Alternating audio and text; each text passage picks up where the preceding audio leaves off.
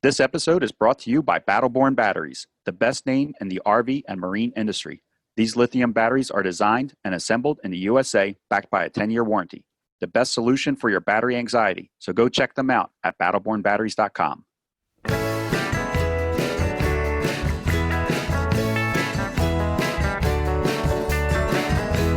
You are listening to Beyond the Wheel, a podcast about the people and ideas that drive the RV community forward.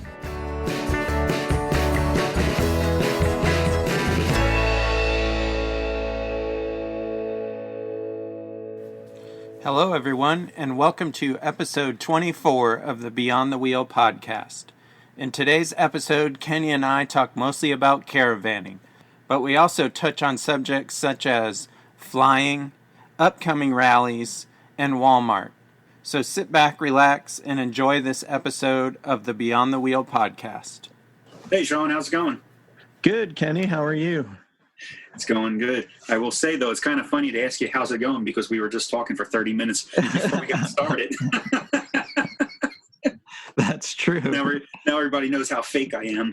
But I do learn that from listening to other podcasts. They always say, we went out to lunch beforehand or we did something beforehand. So it's normal, I guess, for podcasts.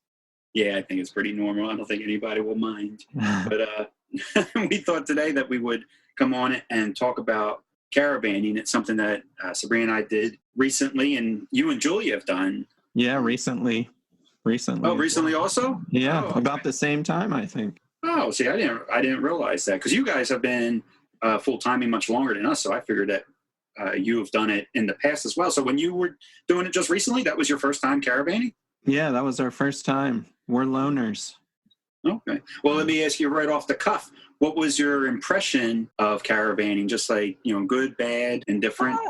I would say It was mostly good, but the thing we didn't like about it was that, like I said, we've been RVing for 5 years and we had never traveled with anyone before. So having to consider someone else's schedule was a little bit challenging for us. Yeah, but otherwise it was good. I liked having somebody there. You always know somebody where you're headed to, I guess. So that part was really good. And they were friends of ours. So I like what you said just now about knowing somebody was there.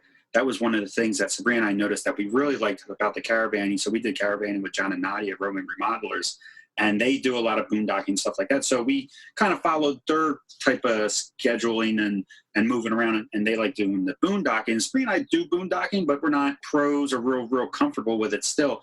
And we felt like there was an extra level of comfort knowing that they were boondocking there in the same area that we were. We felt like maybe a safety in numbers type of thing, maybe. I don't know. Not that we've ever had a problem before in the past, but we did feel a little more comfortable having people with us. Yeah, that makes me think of Dan and Jen Nevada.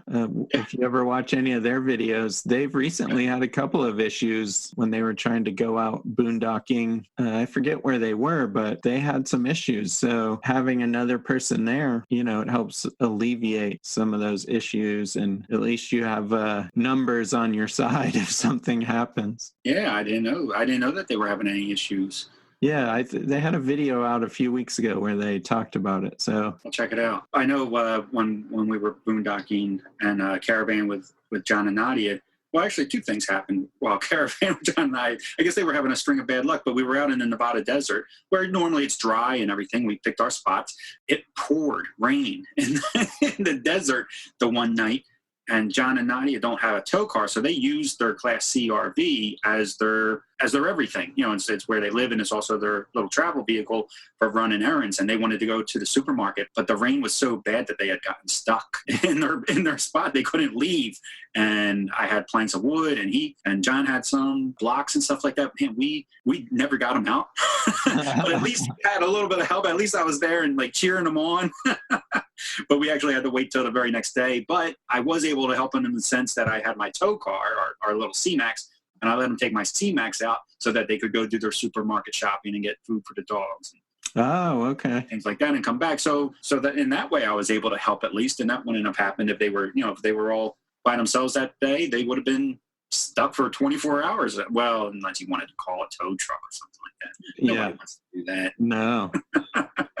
I have a similar story. We were caravanning with Dan and Lisa Brown from Always on Liberty, and we were going from North Texas down to San Antonio, and we were going through this small town, and Dan and Lisa we were behind them, and they pulled off into this parking lot. I wasn't too far behind them, but I was far enough behind to where we had enough time to discuss, do we pull in there to see what was going on? Do we keep going and, stop at a rest area or something and wait for them to catch up? What do we do? And by the time we made the decision to turn off, it was pretty much too late. It was pouring down rain as well.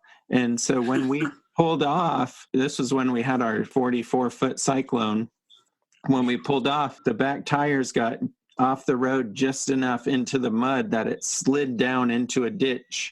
We were very stuck, very, very stuck. I was glad they were there because it took them, me, the county sheriff, and the county maintenance worker. It took all of us working together to get that thing unstuck because the nearest tow truck that could pull us out was like 2 hours away. And especially at your size. Yeah, and it was continuing to pour down rain. And Julie had a broken foot, so she couldn't really help. I was happy to have the help, but that was one of the downfalls of caravanning was, you're like, oh, I really need to stop and see what's going on. Did you push it out by hand? Or did you? We used jacks, like a 10-ton jack. Oh, okay. And we would jack it up a little bit. And then the problem was it was at an angle. So every time we lifted it up a little bit, it would slide more down the hill. So we had to use boards and the RV jacks and another jack to get it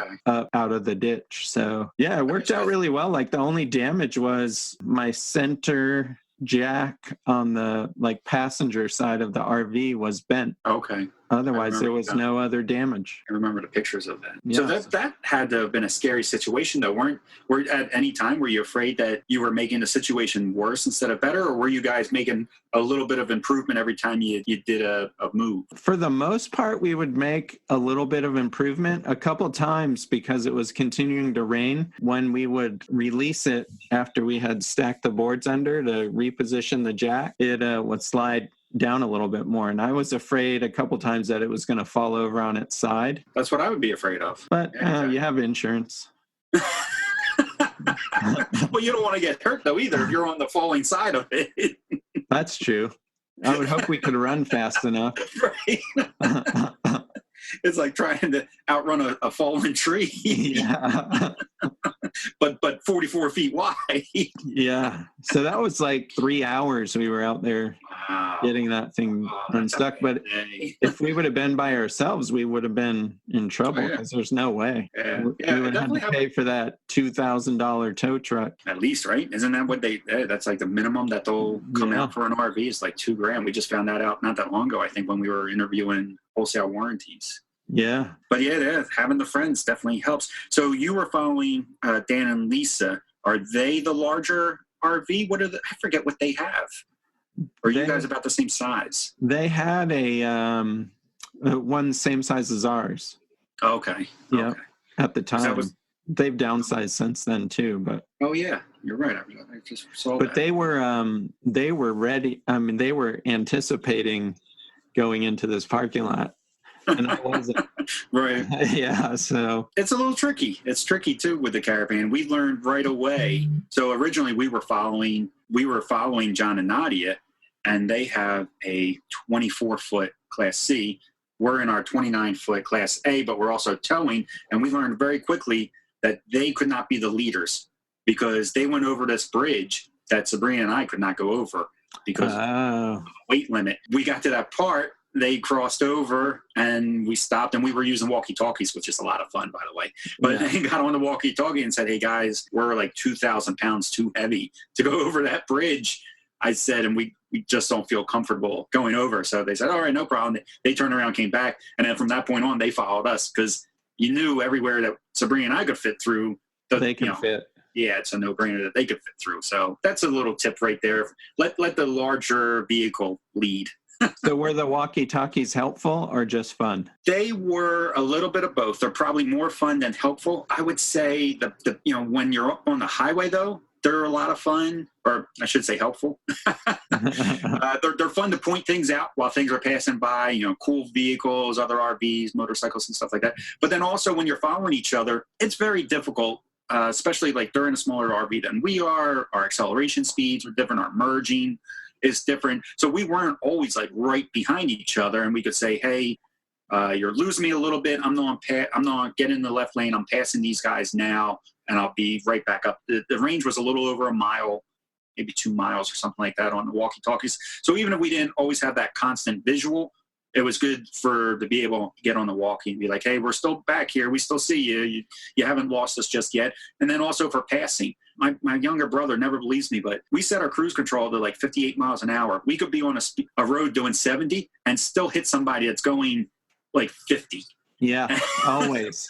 Always. Yeah. So then you got to be kind of strategic about when we're on pass, when you have somebody following you. So then we would get on the walkie-talkie and be like, all right, this guy's going a little slow for us. We're going to make a pass after this blue car passes. Okay.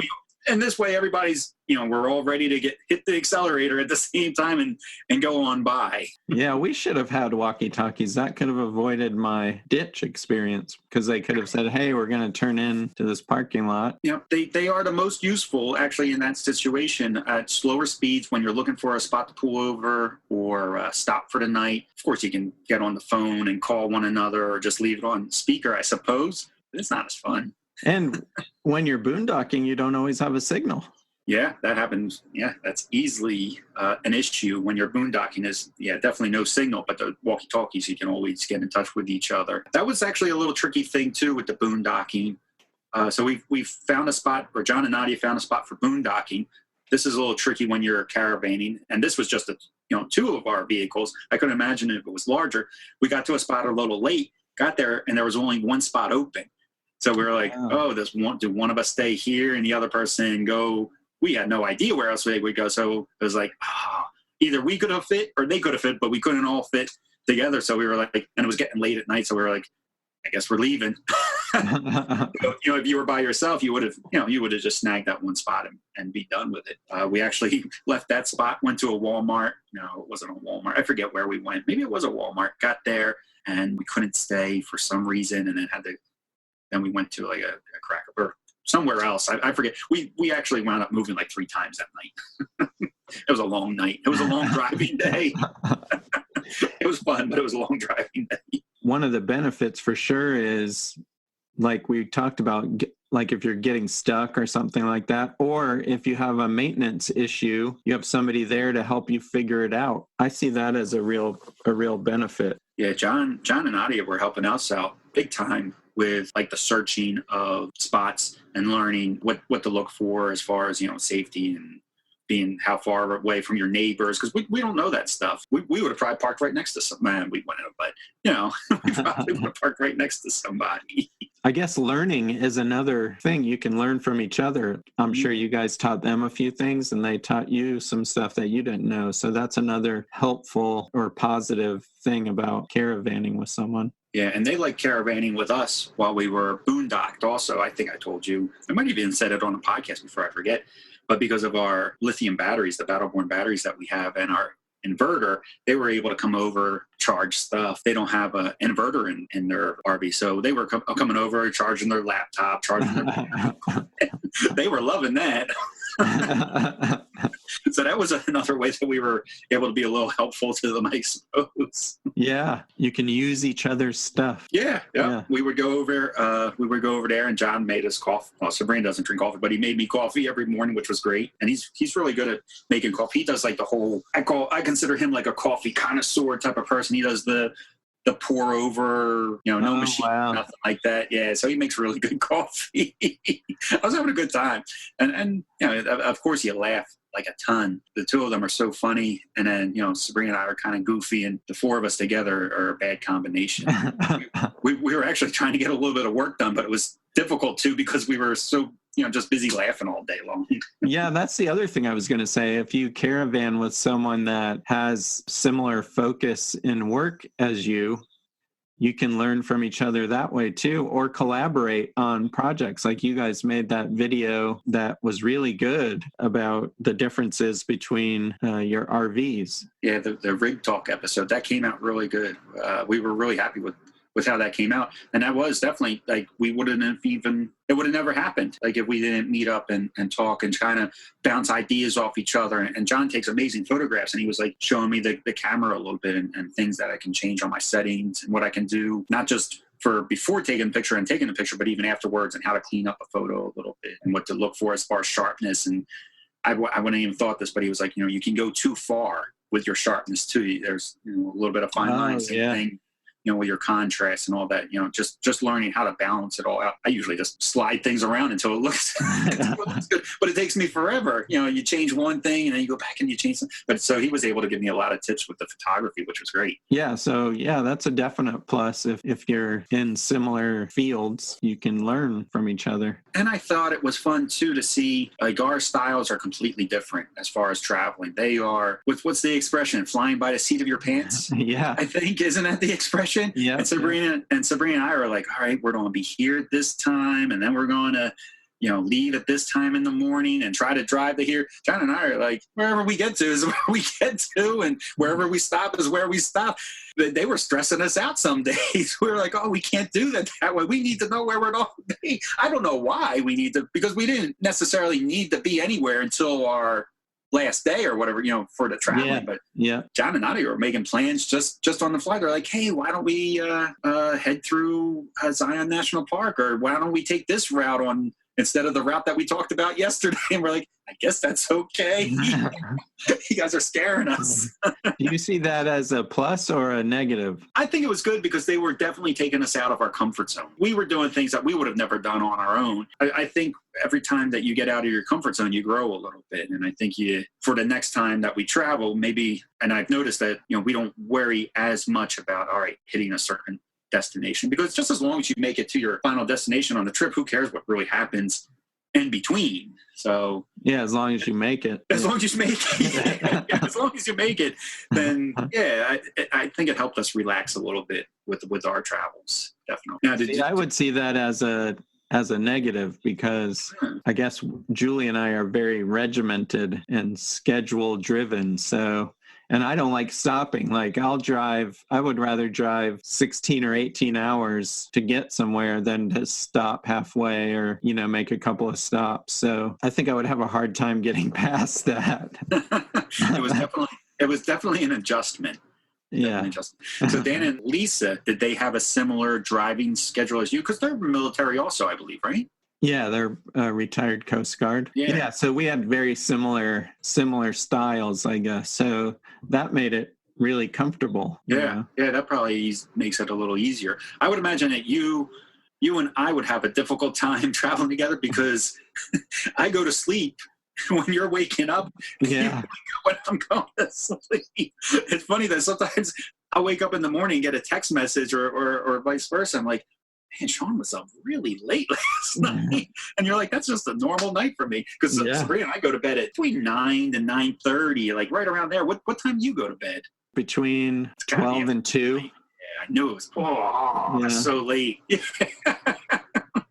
So then, like, Sabrina and I like to try to wake up early and leave early. If you're going to bed at 2 a.m., I doubt that you like to leave by 6 a.m. and 7 a.m. On travel days, I like to leave by 8 o'clock at the latest. Oh, you do? Oh, we'd be fine then. Yeah, we'd be okay. 2 or 3 Mountain Dews and a couple cups of coffee. We'd be fine. If I would do that, we would never make it anywhere, because I would have to pull over and use the bathroom so much. We wouldn't make it anywhere. That would go through me so quick. I once had I took a trip with some coworkers, and we drove from Washington, D.C. to Dayton, Ohio. And we were in a big, like, 12-passenger van. And so we were all piled in together, and they elected me to be their driver, I think because I was the lowest ranking person. This was when I was in the military. So I was driving, and we were about 6 or 7 hours into the trip. Finally, one of them said, "Are you going to stop and let us go to the bathroom?" And everybody else was like, oh, thank God somebody asked, because Somebody said it. I don't like stopping. I mean, I'd rather just keep on going. So, That's a long time, though. yeah. Are you still that way then? Even now, driving the fifth wheel, you go for as long as possible. I won't stop until we need gas. Okay. So See, I'm kind of like that. I know I tell Sabrina all the time, like if we're going to stop, I want to make it a stop, like a multiple productive. A very productive stop. Yeah. Let's get gas. Let's get our food. Let's use the restroom. Like, let's hit it all one time. If we're going to stop, let's make it worthwhile. Yeah, when we first started traveling, that was a big issue for Julie, but I guess she's just kind of gotten used to it. I think Sabrina's getting used to it too. I think our mentality, like most of the time when we're traveling for Sabrina's work, she doesn't give me a lot. Well, she doesn't give me a lot of days to get where we're going. So I want to be productive with our stops. It would be probably more enjoyable if I didn't worry so much about it. If I just kind of relaxed a little bit. And our last couple trips, I don't know if it's from, Caravan with Jon and Nadia or not, but we have stopped. We've stopped. We never used to stop for lunch. And now we've been stopping in rest areas, and we'll actually make lunch and sit down and relax for a little bit. We'll take Belle for a walk around the rest area and stretch. It used to be if we stopped, it was I was on a mission. Let's use the restroom. Let's grab just a sandwich that was pre-made in the morning, take Belle out just to let her do her business, right back in and right back on the road again. I have noticed that, though, because I've known you for almost a year and a half now. Yeah. So pre-teaming up with Jon and Nadia, and then after, and you've slowed down in your traveling a little bit, I think. We've relaxed it a little bit. Yeah. Just a smidge. Yeah. And I think it's been good. I think because Sabrina hates the travel days. She likes the destination. So for her, I think she enjoys this method a little bit more, where we stretch our legs a little bit and make a lunch and hang out at the dinette for a minute or two instead of seconds. Yeah. I think a lot of people, it's so varied in the community. There's a lot of people that will stop every couple hours and stop for a good bit of time, and then there's other people that just like to press on and make it through. Do you do your driving? So you said you get up early. So you do most of your driving at day and not so much at night? Yeah, because I don't see so good at night anymore. See, yep, same exact thing here too. But I was saying to Sabrina, I said, I bet you nighttime driving, if my vision was better, would be so much better. Less people on the road, probably no issues. Yeah. To pull over, and then if we were sleeping during the day, we probably sleep anywhere, because a lot of places will say no overnight parking, but none of them say no sleeping during the day. But we were thinking, man, maybe it'd be better to sleep during the day and travel at night. I don't know. But some of these roads are dark. Yeah, and then if you had a flat or something. Oh, yeah. That would be tough. And to reverse your entire sleeping habit it'd be difficult for me. It'd be nothing for Sabrina. She does it all the time. But yeah, that's what I was going to say. Sabrina would have no trouble. Yeah, she wouldn't care at all. She does it for work all the time. Do you guys use any apps while you're traveling to help find, whether that be boondocking spots or? Yeah, I don't know what they're called, though, because Julie does it all. Same thing. I know we use one called RV Parky that we like a lot, and we like it because it's free and that it's been very accurate for us for the last 2 weeks. And I'm trying to remember the one that Jon and Nadia used that they were showing us for boondocking, and now I can't. Well, this is terrible because now I can't remember. Yeah. I was going to say that was another benefit of boondocking with them, was that they were showing us how they find really cool spots, and now I can't remember the app. Yeah, I can't remember. It's terrible. But RV Parky is definitely a good one, and it's free. and it's an app right on the phone. So we also use another one that's not an actual app on the phone. It's online, and you can just Google search it online. And is it freecampsites.com? Oh, I've heard of that one. Yeah. Or is it freecampsites.net? .net. Yeah. Freecampsites.net. And that's a really good one too. But that RV Parky, that's been really good for us the last couple of years. I also we're members of Harvest Hosts, and they have a pretty good website for finding spots that are near you, and they have good directions too. So we like that. I use Gas Buddy a lot to find good, use that one. cheap gas prices in the area when I'm getting close. I have a quick question for you, Sean. Kind of a little bit off topic, but not so much because it's gas. Do you find it difficult to find gas stations that have diesel, or do you Sabrina and I are in a gas coach, so I don't know, but or do you find diesel everywhere you go? Most places will have diesel gas in the area, so Okay. it's not hard to find. But funny you mention that, because right now we're in Lompoc, California. We're actually on an Air Force base, and the Air Force base here is huge. So you really have to plan your getting gas, like, because we use our truck for our daily driver too. So you have to plan when you're going to stop for diesel, because the RV park on the base is a good bit of ways from any towns. You can't let it run too low before you refuel, or you're not going to make it. And then when you were Caravan, was Dan and Lisa, are they gas coach or are they a diesel? They're diesel, but it was difficult planning fuel stops because Dan has an extra fuel tank in his bed of his truck. He can go for double what I could go for because he has this big 30 or 40 gallon tank in the bed of his truck. I would have to stop more frequently for fuel. Same situation, but a little different because we were both gas coaches, my Class A and John's C. I have an 80 gallon fuel tank and John's is closer to like a 30 gallon. So they were stopping more often for fuel. We get almost the same amount of gas mileage. He was getting just slightly better, but not enough to make up for that. Oh, yeah, that's a big difference. Yeah. That's a big difference. Yeah.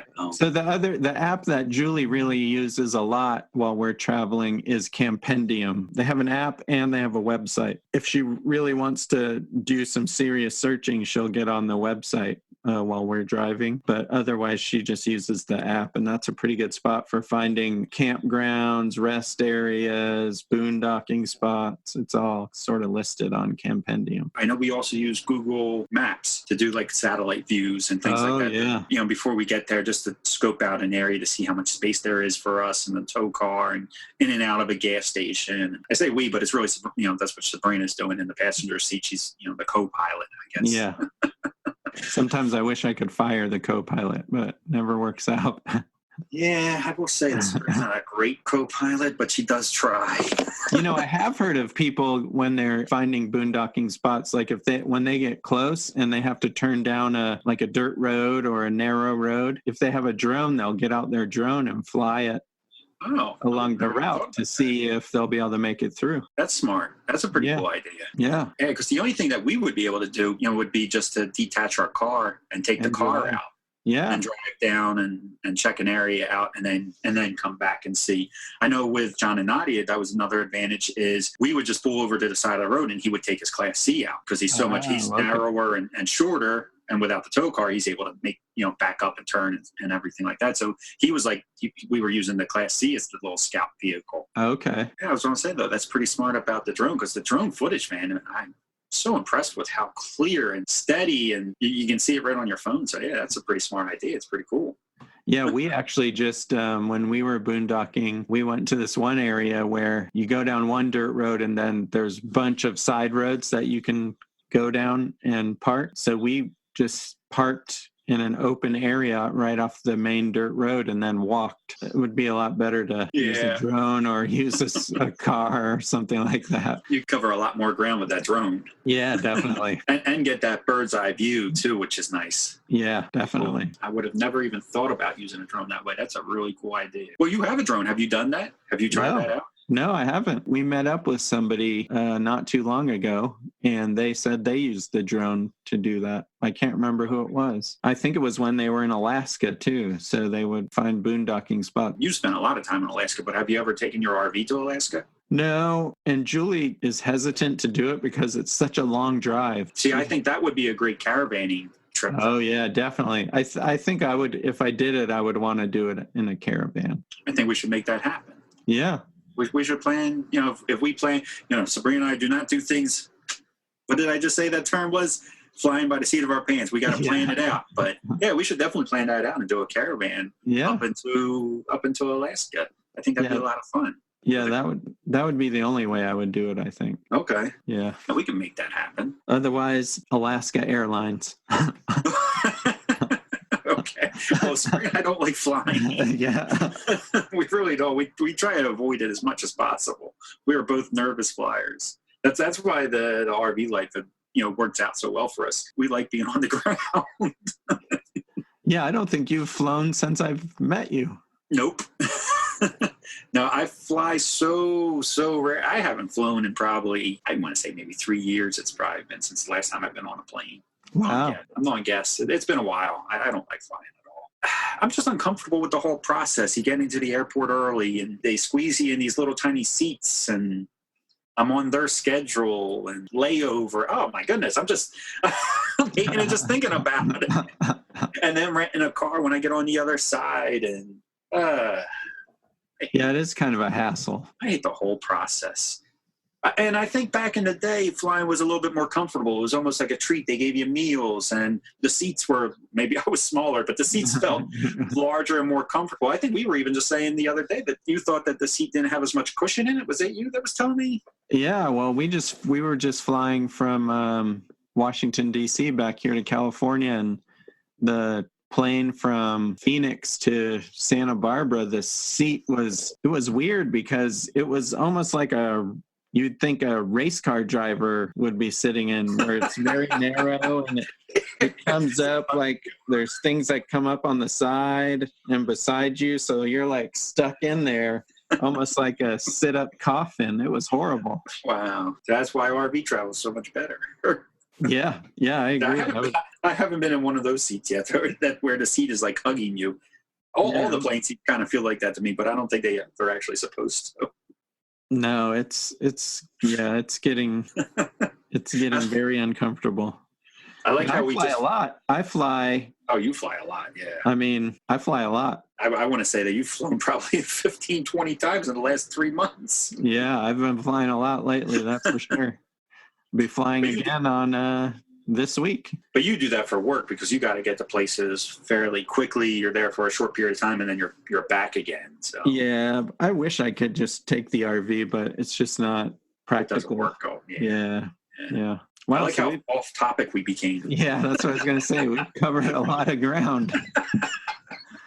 We went completely off topic. Hopefully nobody minds. One thing I did want to talk about was Walmart. We haven't mentioned them on the show yet. Yeah, you're right. They have a pretty good program that they're starting to get more active in for RVers. Yeah, I like what they're doing, where you can order a product. If it's RV related, it'll give you 2-day shipping, and it ships to a Walmart. I like the idea of sending it to I guess you're traveling, you send it to a Walmart that you're about to pass by, pick up the product there. You could even sleep in their parking lot, being productive again, if you're going to stop, make it a productive stop, being able to sleep there and pick up the item. And the great thing about it is that it's there's no limit on the size of the item because it's being shipped to their facility and it's free shipping. So, I mean, really, it opens up a lot of options.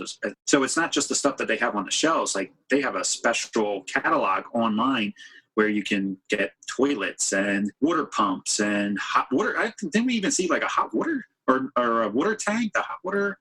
Yeah. They have a bunch of stuff that you wouldn't think you would be able to get from Walmart. So the selection is really good. And I think with the free shipping, it's very competitive with Amazon Prime. Yeah. Like, you pick up your product, you can pick up your groceries. Like you said, stay the night if you need to. It's a pretty good service that they're starting to provide. I'm kind of surprised it took them this long, since RVers have been parking at Walmart for years and years. But Jeff Spencer from The Medic calls Walmart the nation's largest campground or something like that. He says it's something like that. And he's right. I mean, we pass Walmarts all the time, and there's always an RV in a Walmart campground. Always. Almost any time of day. So it does make a lot of sense. And you're right. I wonder what took them so long to come up with this idea that, it just makes sense. Yeah, so we have a link on our website to that main RV page, and you can go on there and just search around and see what kind of stuff they have. It's not only the stuff like Kenny said, it's not only the stuff in the RV section of the store. There's a ton of other stuff that you can get, and it's pretty competitively priced, I thought. Yeah, I thought so too. Yeah, I was more surprised by their selection than anything else. I wasn't expecting to see toilets and just about everything else for that you could purchase for an RV. I thought it was pretty cool that they have all that stuff. Sabrina and I haven't tried the service yet, but we will. I mean, as much as we travel, we're going to give it a shot and see if it really is the 2 days and see how it goes. But it makes sense to us because we pass countless Walmarts. We're always on the move, which is another plus to it, is because we move so often, it's not easy for us to have something delivered directly to us. So a lot of times our stuff has to get delivered to like escapees. Some people maybe have it delivered to a friend, but then it's got to be shipped again a second time, which is going to take extra time. And it's also going to cost us in shipping, because even if we get an Amazon Prime product and it gets to our escapees mailing address for free, we then pay the shipping to get it to us wherever we are. But if we could get our packages like delivered to the Walmart for free up ahead of us and just pick it up, it's going to save us time and it's going to save us money. So we like the idea a lot. So we're hoping that it works out. Yeah, Julie and I, for some reason, since I don't know, it's been probably 4 or 5 months now, we've been traveling, moving the RV more than we ever have before.